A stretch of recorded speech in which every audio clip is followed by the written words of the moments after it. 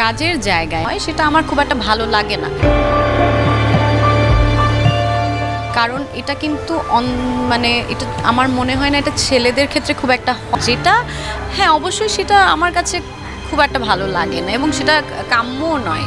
এবার স্বস্তিকা মুখার্জিকে ধুয়ে দিলেন অভিনেত্রী মিথিলা জানালেন স্বস্তিকা যেটা করছে একেবারে অন্যায়, যেটি ছেলেদের চোখে দেখতেও খারাপ লাগবে। ছেলেদের ক্ষেত্রে এইসব নোংরামিগুলো খুব একটা দেখা যায় না, তবে স্বস্তিকা এগুলো করে ইন্ডাস্ট্রি নষ্ট করছে। শাড়ি একটা নারীর ভূষণ, যেটা লজ্জা, সেটি সকলের সামনে পরিয়ে কি প্রমাণিত করতে চাইছে স্বস্তিকা, এটা আমার একদমই ভালো লাগেনি দেখতে।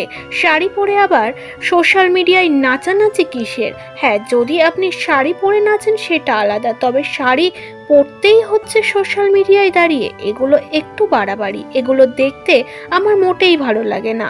সৃজিতের সঙ্গে সম্পর্কে ছিলেন বহু বছর ধরে স্বস্তিকা মুখার্জি, এবার বাগে পেয়ে সৃজিতের প্রাক্তনকে ধুয়ে দিলেন অভিনেত্রী মিথিলা। সৃজিতের মুখে আজও শোনা যায় স্বস্তিকাকে নিয়ে প্রশংসা, যেখানে বউকে নিয়ে প্রশংসা করবে সেখানে তার প্রাক্তনের পাশে দাঁড়িয়ে প্রাক্তনকে নিয়েই প্রশংসা করে।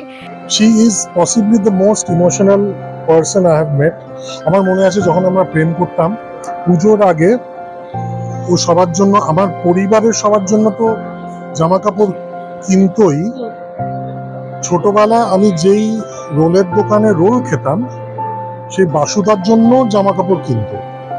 So you can very well imagine the depth, the emotional depth a woman has, যে সে তার পার্টনারের শুধু ইমিডিয়েট ফ্যামিলি নয়, পার্টনারের শৈশবের সঙ্গে ছোটবেলার সাথে যারা জড়িত। জানা যাচ্ছে সৃজিতের সাথে বিচ্ছেদ হয়ে গেছে মিথিলার, আর বাগে পেয়ে স্বস্তিকাকে এবার ধুয়ে দিল মিথিলা।